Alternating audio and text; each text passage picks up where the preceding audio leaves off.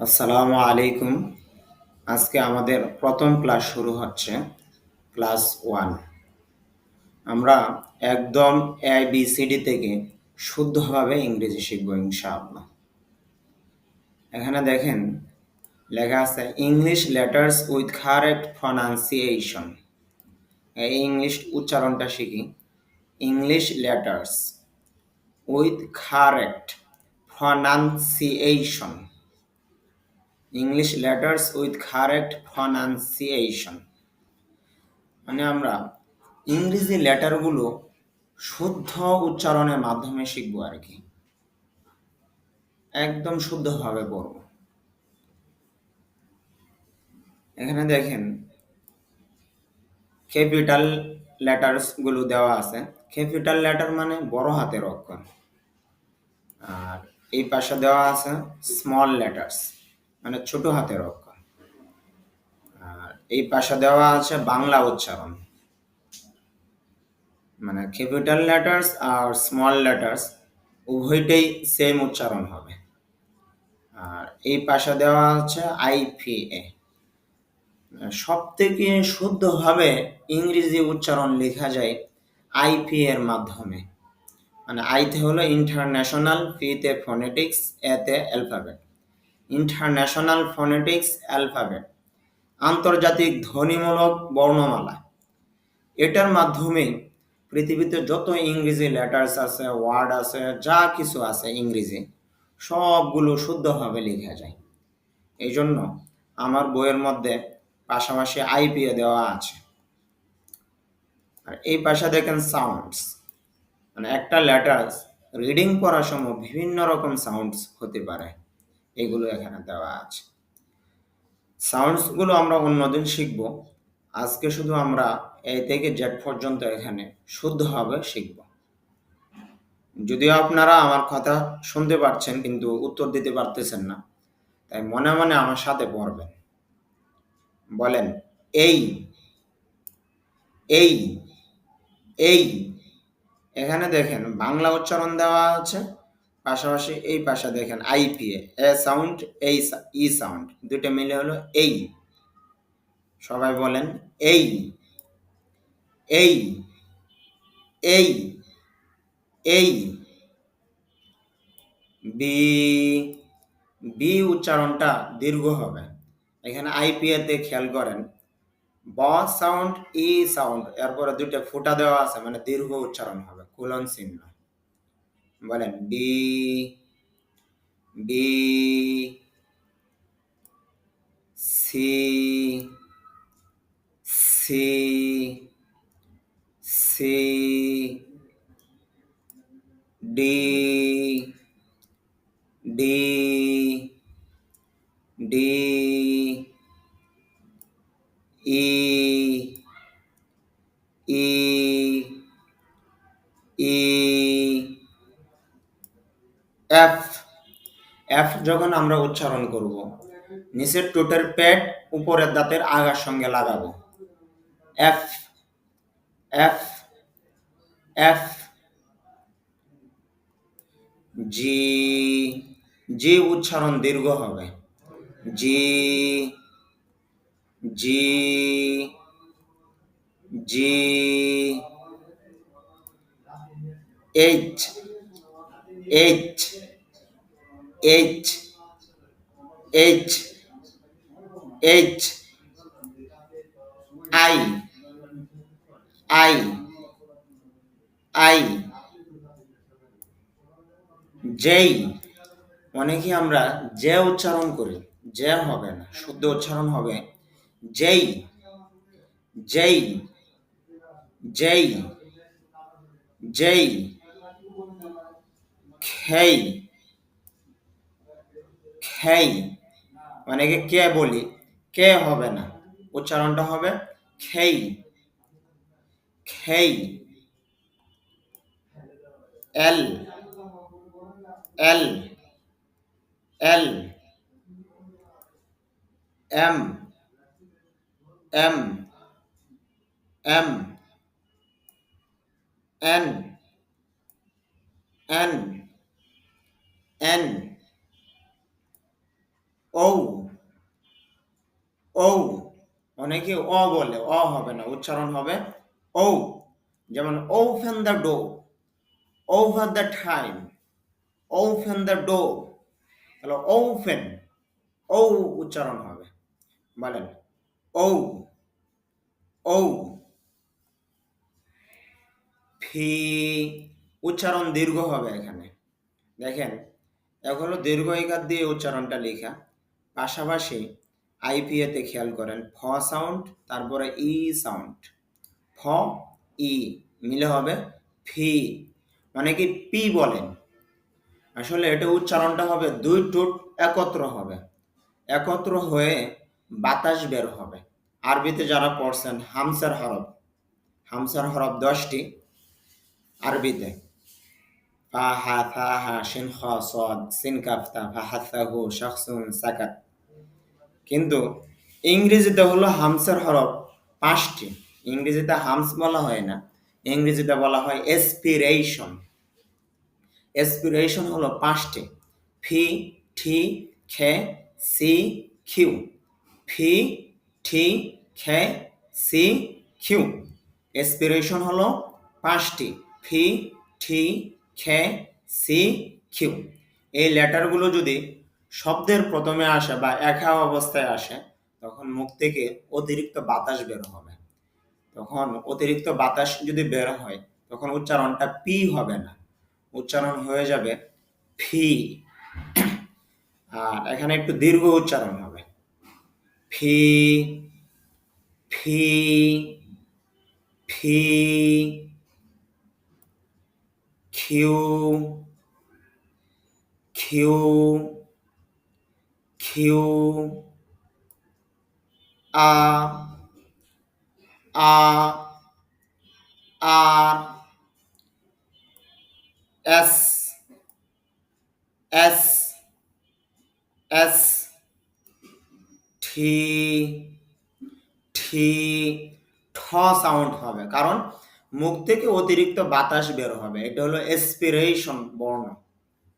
বলেন ঠি, যেমন time time, technology, time, television, এই জন্য উচ্চারণ হবে ঠি। বলেন ঠি ঠি,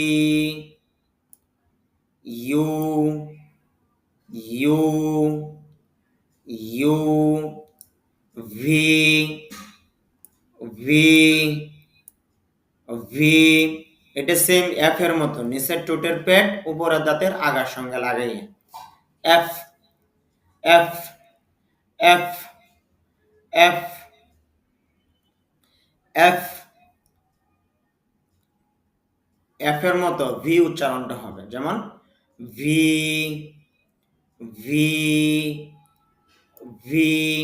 এফ যে অবস্থা উপর নিচের ঠোঁটের পেট উপরে দাঁতের আগা, ঠিক তেমনি ভাবে ভি এটাও নিচের ঠোঁটের পেট উপরে দাঁতের আগার সঙ্গে লাগবে, তবে এটা আমাদের একটু ভাইব্রেশন হবে আর কি, কাঁপবে একটু।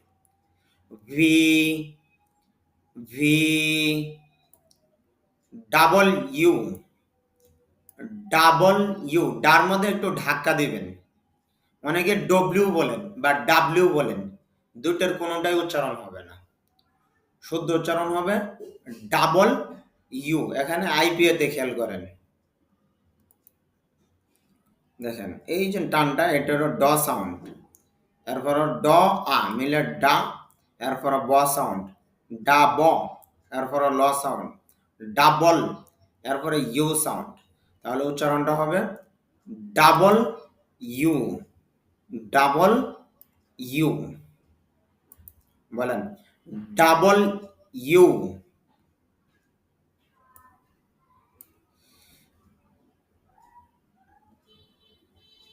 তারপর বলেন এক্স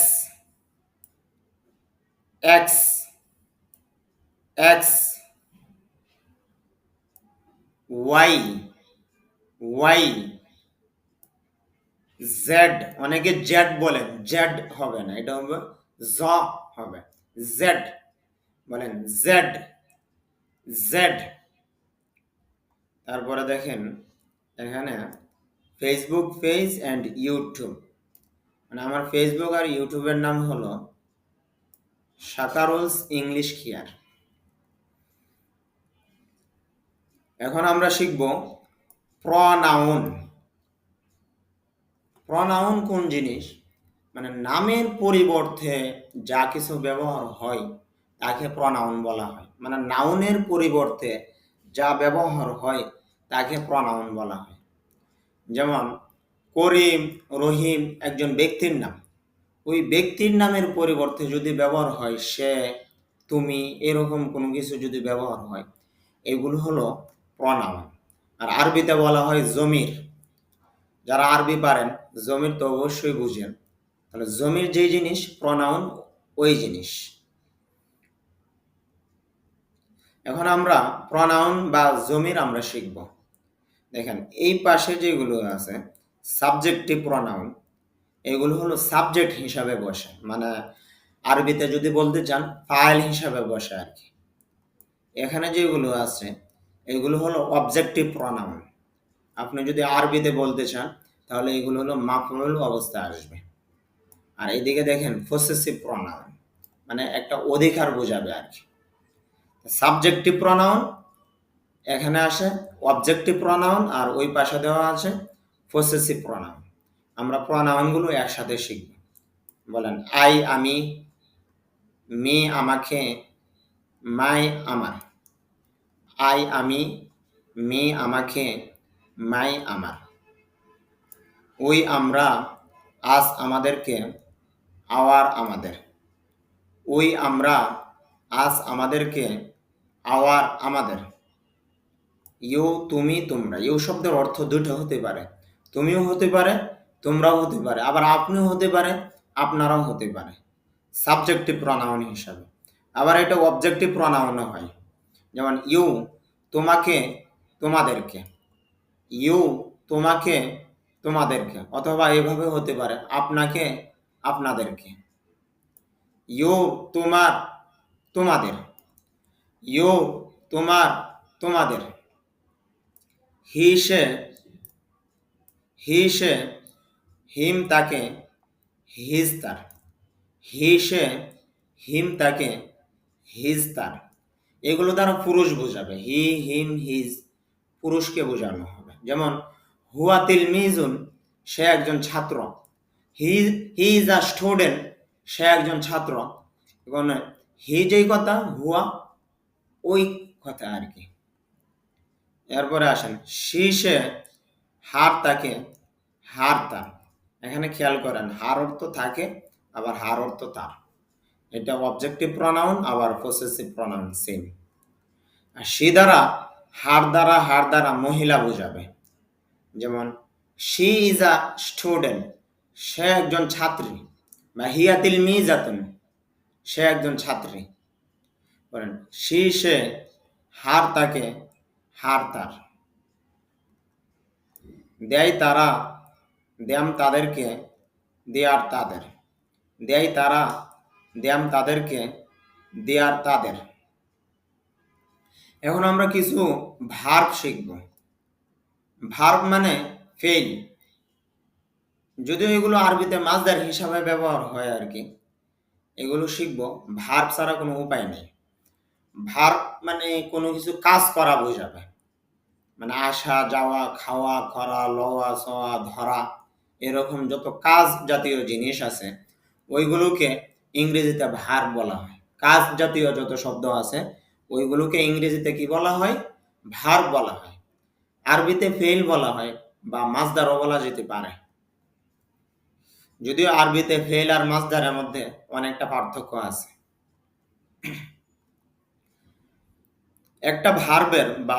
একটা ভার্বের তিনটে রূপ থাকে।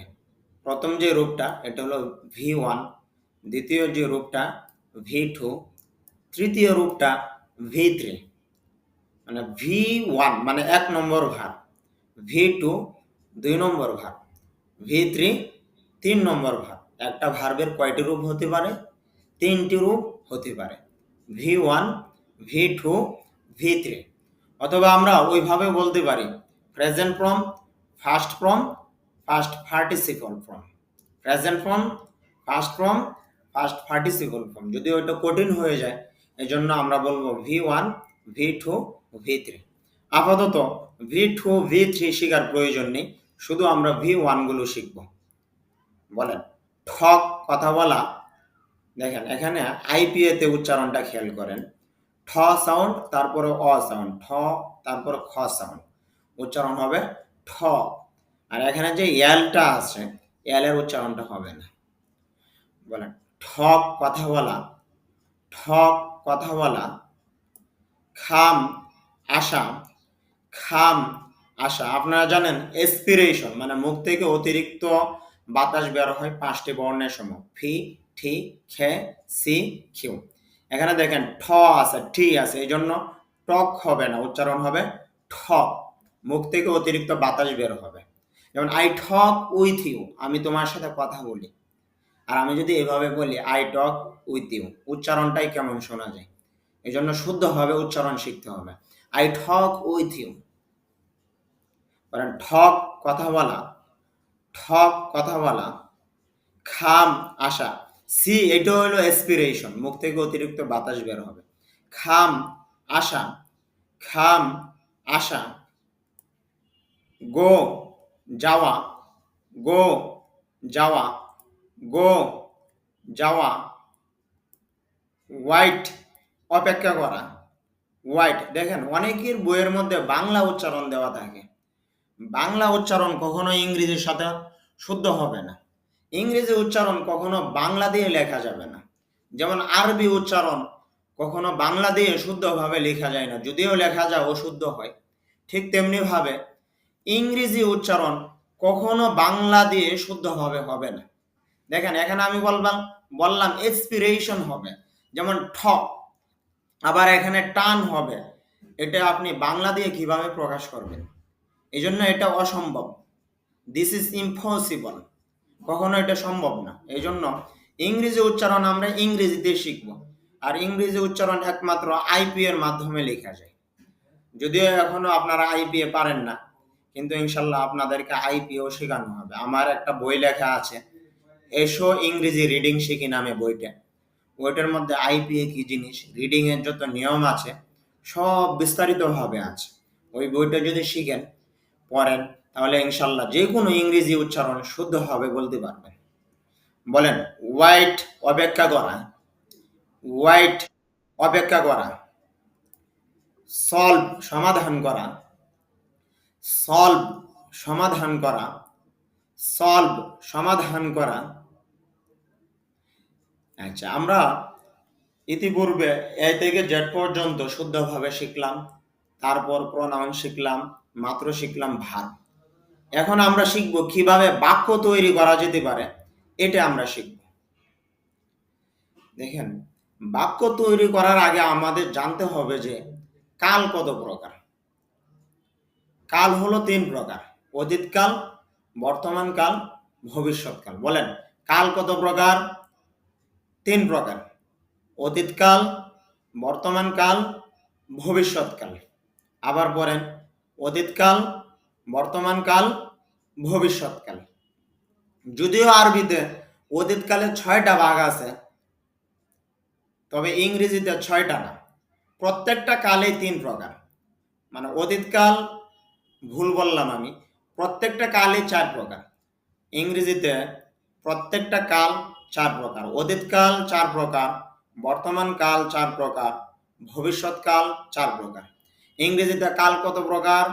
প্রধানত 3 প্রকার, তারপর প্রত্যেকটাকে আবার 4 ভাগে ভাগ করা হয়েছে। অতীতকাল, বর্তমানকাল, ভবিষ্যৎকাল। আবারও বলি, ইংরেজিতে প্রধানত কাল 3 প্রকার, অতীতকাল, বর্তমানকাল, ভবিষ্যৎকাল। তারপরে প্রত্যেকটা কালকে আবার 4 ভাগে ভাগ করা হয়েছে।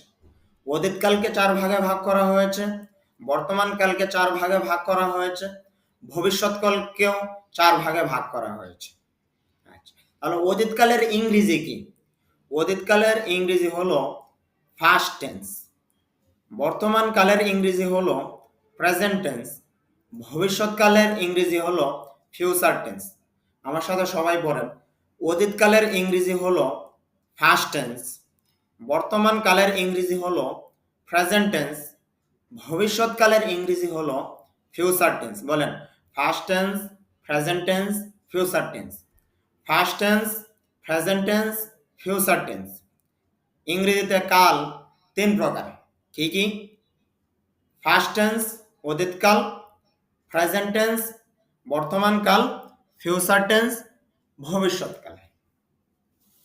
আর প্রত্যেকটা কালকে আবার 4 ভাগে ভাগ করা হয়েছে, তাহলে মোট কাল হলো 12 প্রকার। প্রধানত ইংরেজিতে কাল 3 প্রকার, আর বিস্তারিতভাবে ইংরেজিতে কাল 12 প্রকার।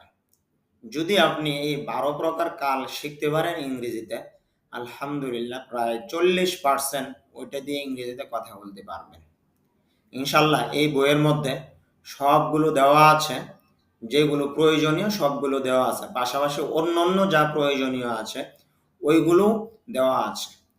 যদি আপনারা রেগুলার পড়েন ইনশাল্লাহ আশা করি ওইগুলো সবগুলো শিখতে পারবেন। এমন এক সময় আসবে যে ইংরেজিতে আপনারা অনর্গল কথা বলতে পারবেন।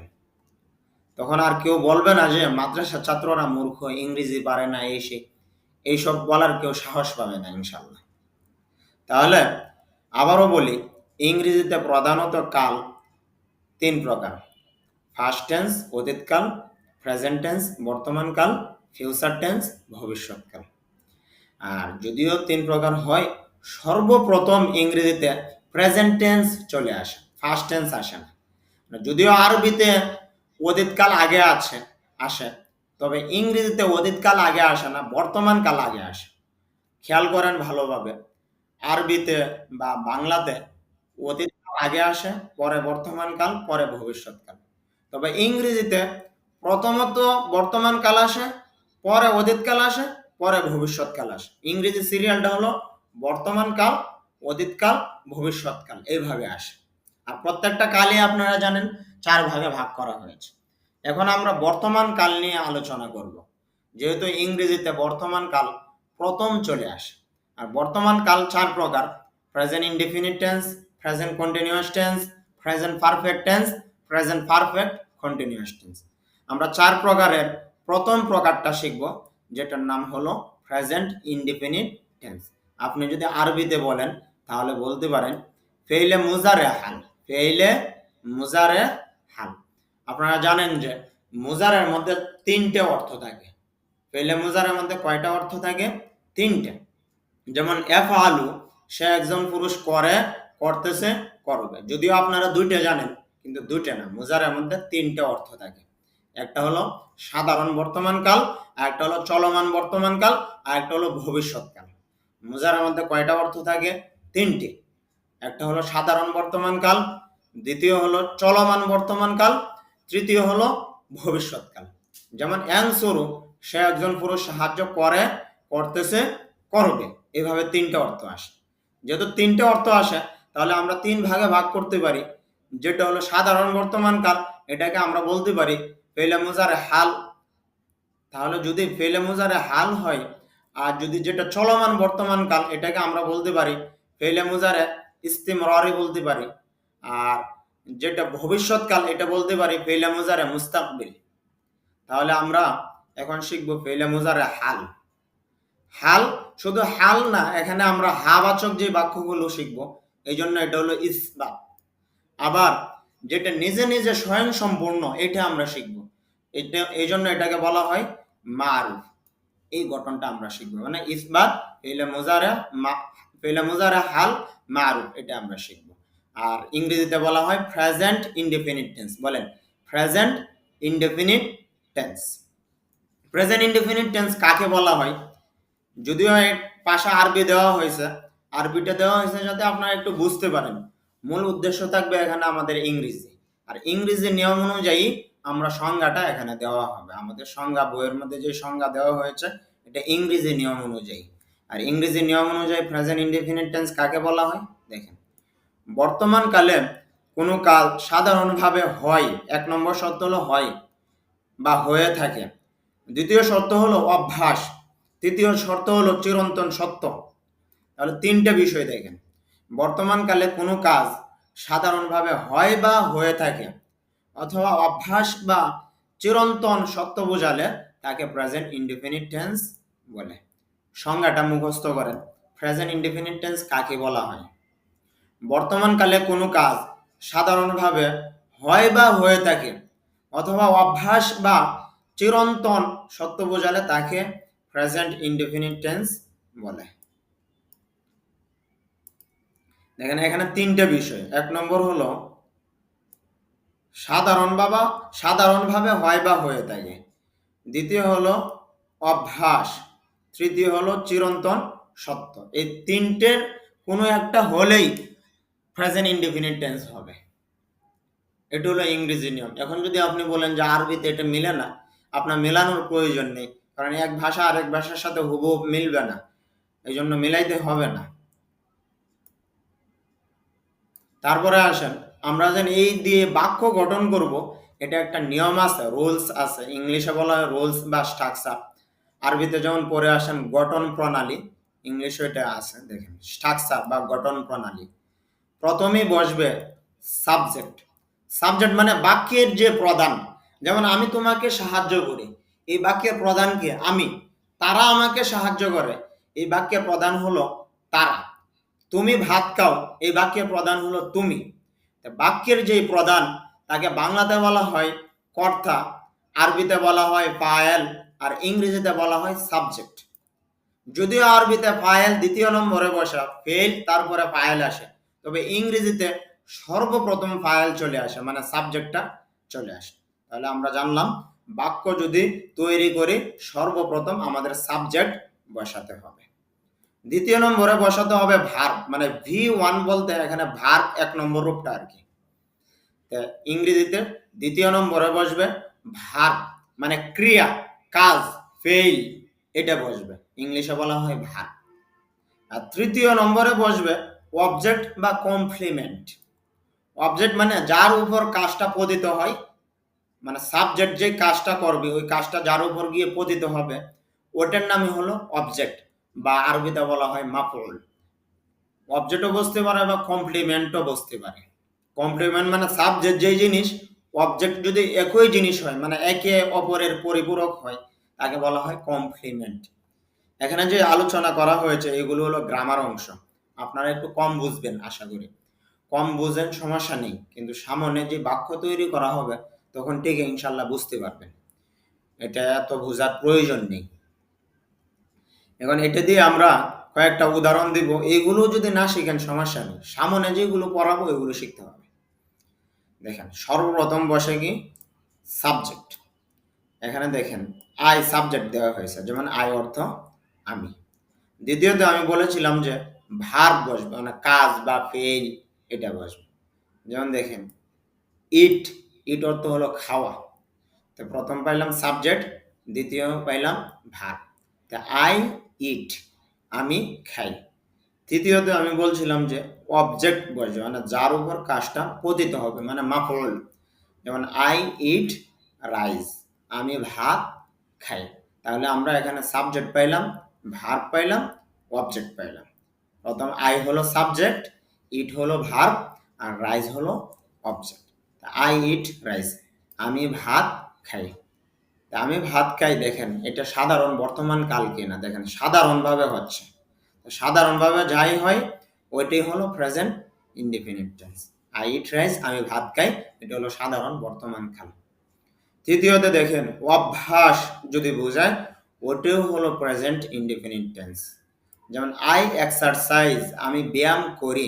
আই হলো সাবজেক্ট, এক্সারসাইজ এটা হলো ভার্ব। আই এক্সারসাইজ, আমি ব্যায়াম করি। এভরিডে, প্রতিদিন, এখানে একটা অভ্যাস বোঝানো হয়েছে। তাহলে প্রেজেন্ট ইনডিফিনিট টেন্স হলো সাধারণ বর্তমান কাল হলো এটা প্রেজেন্ট ইনডিফিনিট, অথবা কোনো কিছু যদি অভ্যাস বোঝা ওইটাও প্রেজেন্ট ইনডিফিনিট টেন্স। যেমন আই এক্সারসাইজ এভরিডে, আমি প্রতিদিন ব্যায়াম করি, এটা অভ্যাস বোঝানো হয়েছে। আর তৃতীয়তে আমি বলছিলাম যে চিরন্তন সত্য, মানে যেটা মিথ্যা হওয়ার কোনো সম্ভাবনা নেই। যেমন আল্লাহ এক, সূর্য পূর্ব দিকে ওঠে, এগুলো মিথ্যা হওয়ার কোনো সম্ভাবনা নেই, চিরন্তন সত্য। চিরন্তন সত্য যত বাক্য আছে সবগুলো প্রেজেন্ট ইনডিফিনিট টেন্স হয়।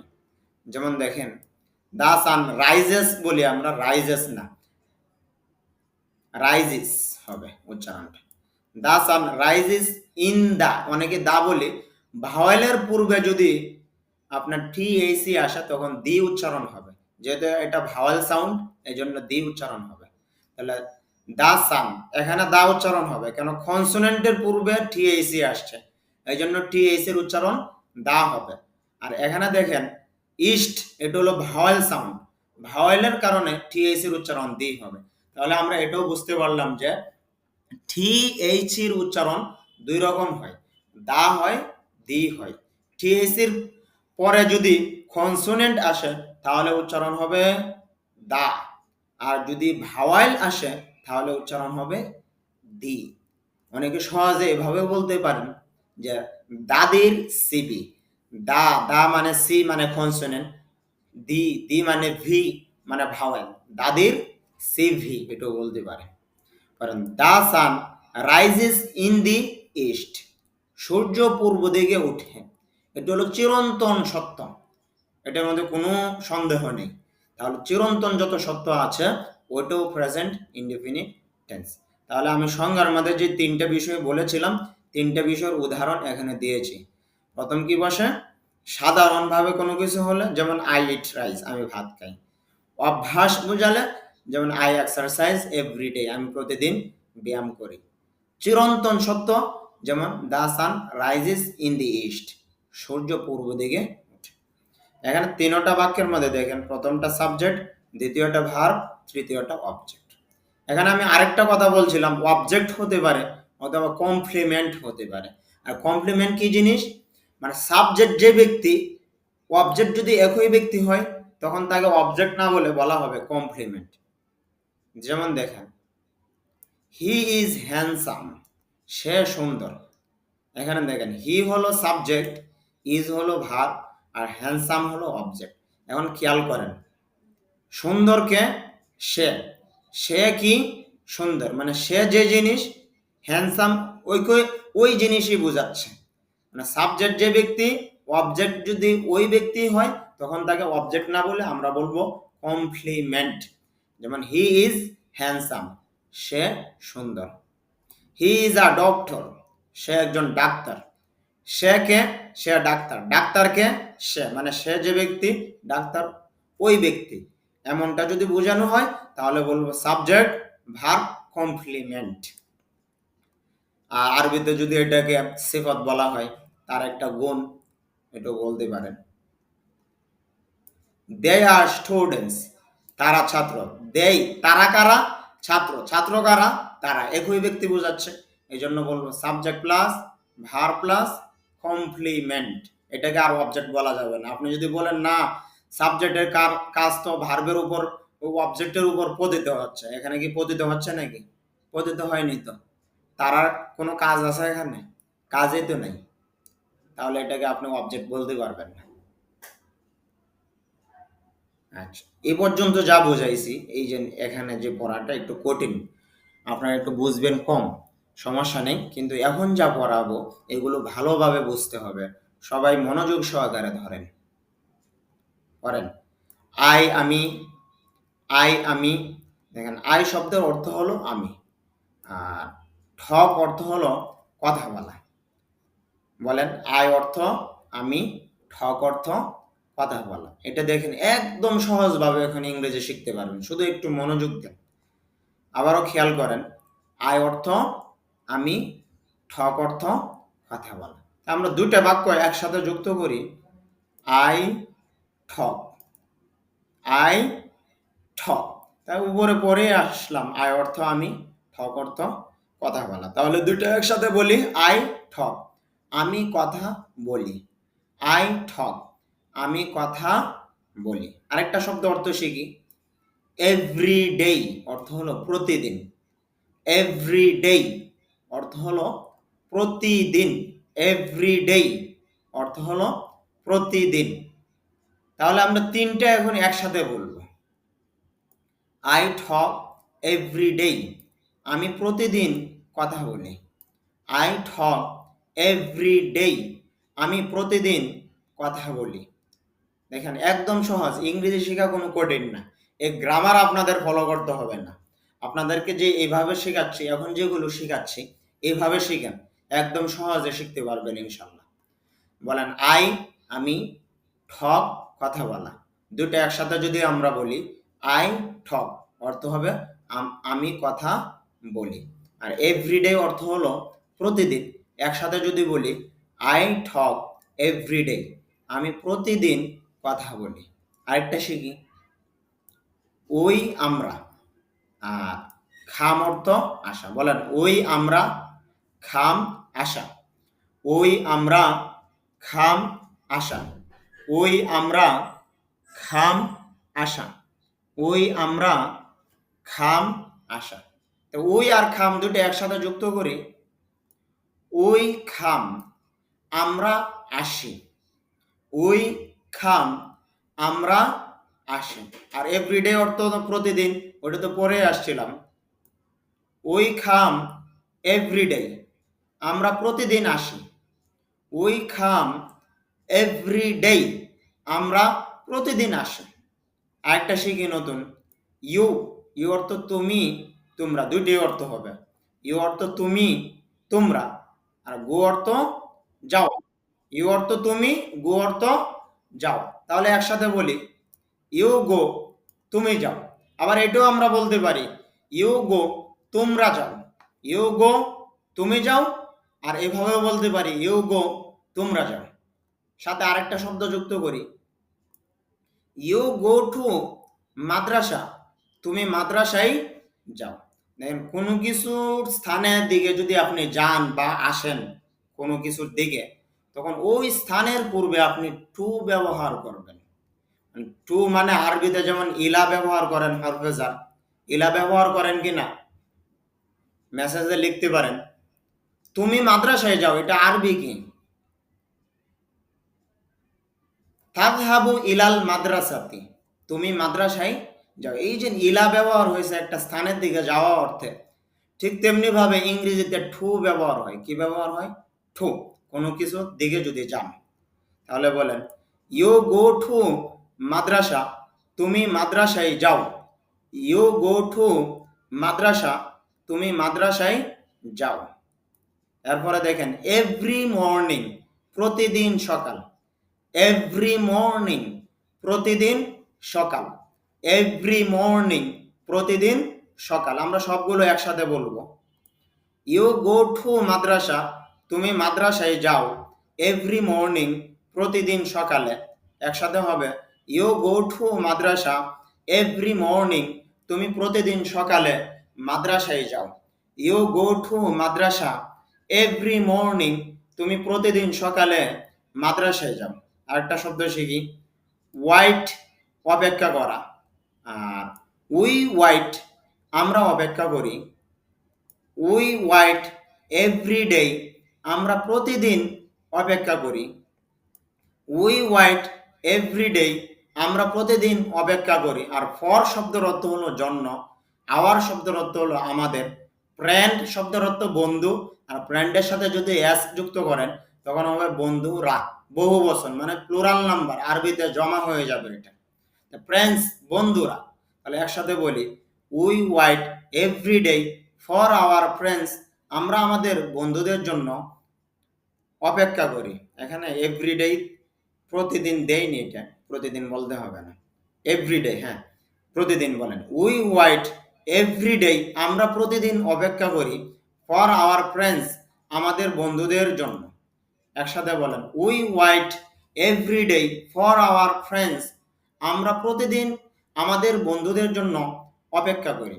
We wait everyday for our friends, আমরা আমাদের বন্ধুদের জন্য প্রতিদিন অপেক্ষা করি। প্রতিদিন আগেও এভাবেও বলতে পারেন বা ওইখানে দিয়েও বলতে পারেন, অসুবিধা নেই, বলতে পারলেই হলো। সাবজেক্ট আর ভার্ব ঠিক রেখে বলা শুরু করে দেবেন। We wait everyday for our friends, আমরা প্রতিদিন আমাদের বন্ধুদের জন্য অপেক্ষা করি, আমরা আমাদের বন্ধুদের জন্য প্রতিদিন অপেক্ষা করি। সলভ, সমাধান করা, ইউ সলভ, তুমি সমাধান করো, সলভ, সমাধান করা, ইউ সলভ, তুমি সমাধান করো। প্রবলেম অর্থ সমস্যা, আর প্রবলেমের সাথে যদি এস যুক্ত করি তখন বহুবচন হয়ে যাবে। প্রবলেমস, সমস্যাগুলো। অনেকেই বলি প্রবলেম, প্রবলেম না, উচ্চারণ হবে প্রবলেমস। ফি উচ্চারণ দুই টুট একত্র হয়ে উচ্চারণ হবে প্রবলেমস, সমস্যাগুলো। ইউ সলভ দ্য প্রবলেমস, তুমি সমস্যাগুলো সমাধান করো। ইউ সলভ দ্য প্রবলেমস, তুমি সমস্যাগুলো সমাধান করো। You solve the problems every day, তুমি প্রতিদিন সমস্যাগুলো সমাধান করো। You solve the problems every day, তুমি প্রতিদিন সমস্যাগুলো সমাধান করো। আমাদের ক্লাস 1 কমপ্লিট হলো। ইনশাল্লাহ আগামী সপ্তাহে আমরা ক্লাস 2 শুরু করব। এখানে দেখেন ফেসবুক পেজ অ্যান্ড ইউটিউব, এখানে যুক্ত হয়ে যাবেন। নামটা হলো শাকারুলস ইংলিশ খিয়ান।